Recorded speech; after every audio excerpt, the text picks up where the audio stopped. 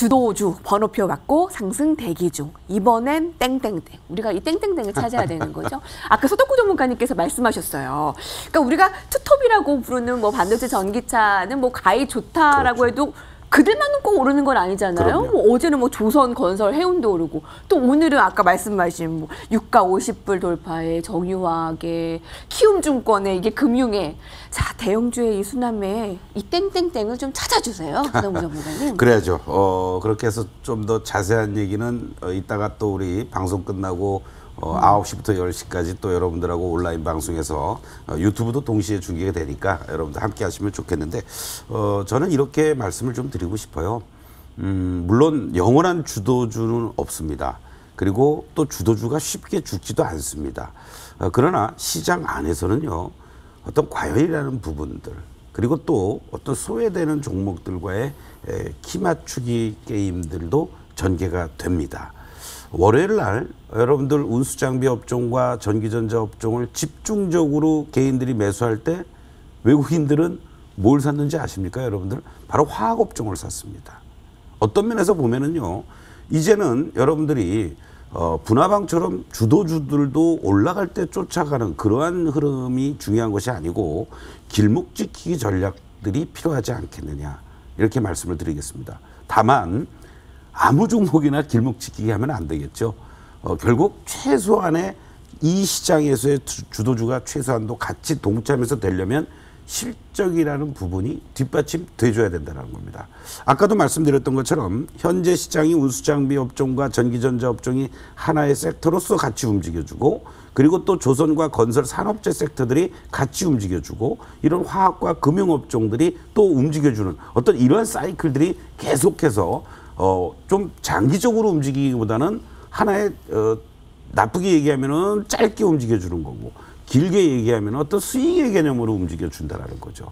그런 측면으로 여러분들이 접근하신다면 삼성전자를 중심으로 한 시가총액 1위부터 5위 또는 1위부터 10위까지의 종목들로서 지수를 끌고 가기에는 부담스럽다라는 겁니다.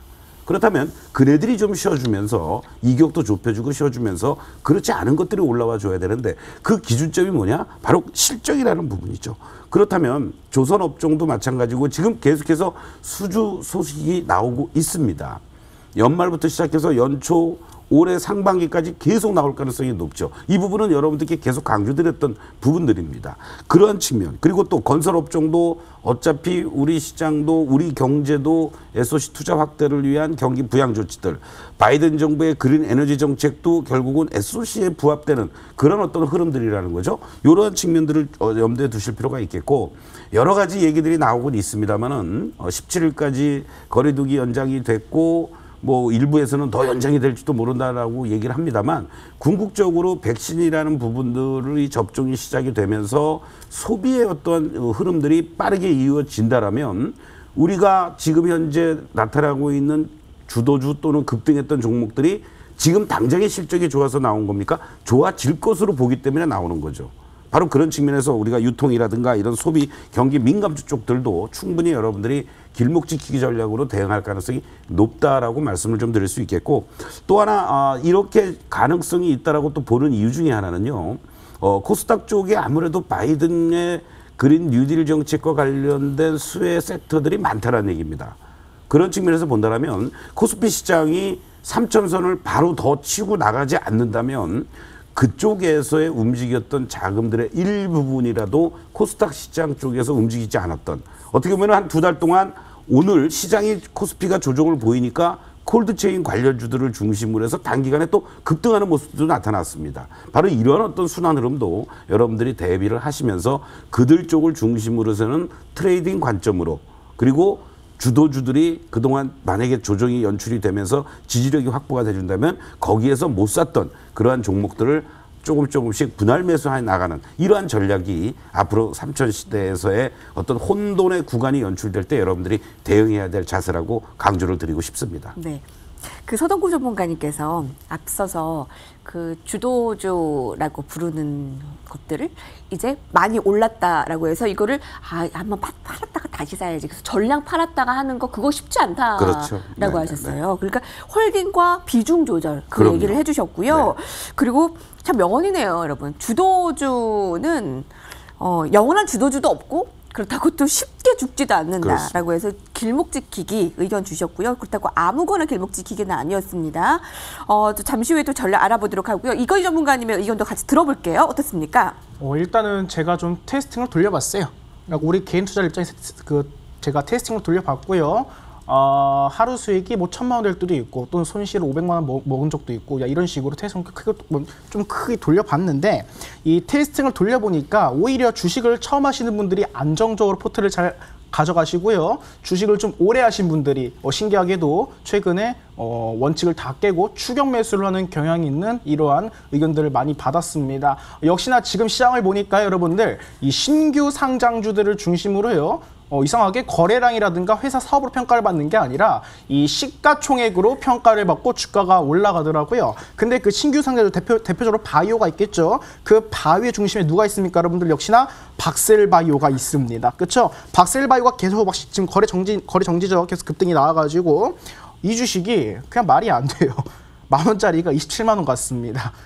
27만 원 갔는데 이제 이 주식 시가총액이 이제 2조 원가량에 도달하다 보니까 이 많은 사람들이 신규 종목 바이오주를 특히를 중심으로 시가총액으로 평가하는 경향이 있더라고요. 여러분들 또 고바이오랩 있죠. 고바이오랩.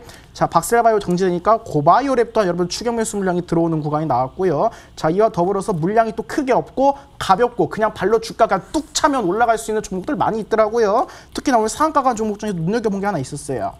TLB라고. 역시나 TLB 같은 경우도 제가 좀 시가총액을 보니까 이건 진짜 최근에 시장 트렌드를 봤을 때 시가총액으로 지금 평가를 하면서 위험하게 매매를 하고 있구나 판단을 했습니다. 근데 여러분 이걸 좀 눈여겨봤을 때 여러분들 신규 상장과 더불어서요. 일부 섹터 특히나 주식 액수가 가볍다고요. 너무 추격매수 하지 마시라는 말씀 드리겠습니다. 물론 여러분들 대주주가 물량을 꽉 쥐고 있고 주식 유통수가 적은 주식들은요. 주가 올라가기 좋습니다. 하지만 반대로요. 그만큼 하이 리스크도 크기 때문에 우리 여러분들께서 조심하셨으면 좋겠다라는 말씀을 드리고 싶습니다. 또 하나 말씀을 드리자면 여러분들 신규 상장 올해에도 많이 대기하고 있습니다. 이 주도주들 계속 순환할 건데 올해에도 여러분들 주도주 한다면 반도체도 있고요. 바이오도 있고 게임 IT도 있겠지만 역시나 올해 대기하고 있는 이러한 신규 상장 대기하고 있는 종목들도 역시나 뭡니까? 바이오, 게임, 엔터를 중심으로 몰려있다. 따라서 여러분들 이것이 골고루 순환할 것이라 보고 있습니다. 여러분들 살 거는 많으니까 우리 여러분들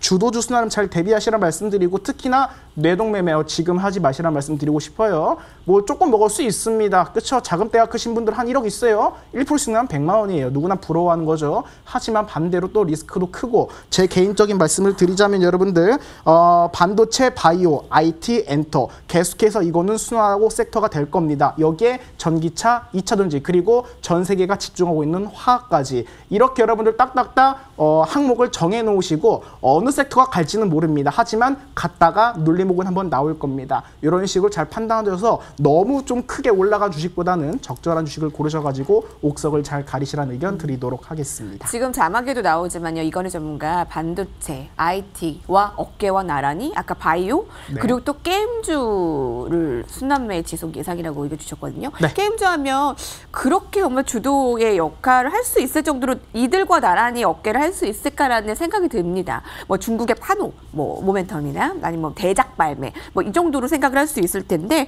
그만큼의 뭔가 기대할 만한 이슈가 있는 겁니까? 게임 쪽에요? 사실은 제가 좀 어렸을 때요. 공부를 안 하고 좀 프로게이머로 데뷔한 이력도 있습니다. 사실은요.